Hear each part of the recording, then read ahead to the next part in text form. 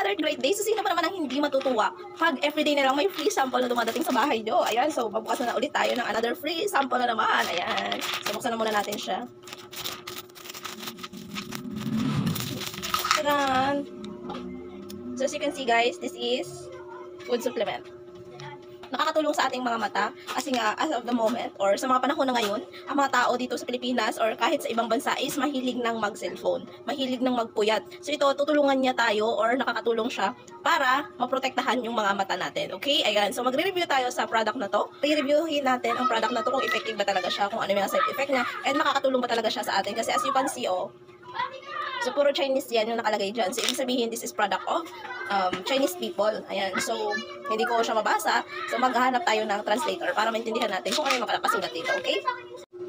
So, yun guys, as you can see, ang price nitong product natin is 275. And ang pangalan nito is Blueberry Lutein Ester Tablet Candy. Ayan. So, ang sold nito is 2,105 na. And then, free shipping po siya as of the moment. And then, ayan po yung mga reviews. So, meron na itong 275 reviews na example, babasahin natin yung mga reviews nila. So, ito si ate, na-receive na yung product daw. Receive the product on time and well packed siya. Thank you, seller. First time to order at nagustuhan namin ng anak ko. Para lang siyang candy na nagme-melt sa bibig. Kaya love it. Ayan, sabi niya for our better vision. So, try nyo siya at legit. What you see is what you get. So, marami actually dito mga reviews na pwede nyo basahin isa-isa.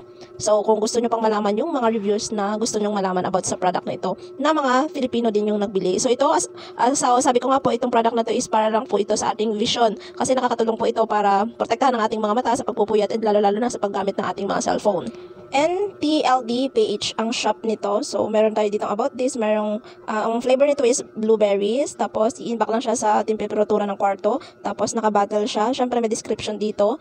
Ang lutein ester ay may mga function ng pagsala ng aswal na liwanag. So, antioxidant at pagprotekta sa macular area at retina. Para sa pagkabagod sa mata, ang pagdaragdag ng lutein ester para sa mga taong labis na gumagamit ng kanilang mga mata ay maaaring mapawi ang pagkapagod sa mata at maprotektahan ang paningin. So, paano kumuha ng lutein? Uminom ng 1 o 2 kapsula. So, hanggang 2 pwedeng inumin ng produktong ito at nguyain ito ng direkta pagkatapos kumain araw-araw. So, ano ang shelf life ng produkto? Ang petsa sa panlabas na packaging ng produkto ay ang petsa ng production ng produkto. Ang shelf life ng production ay 24 na buwan.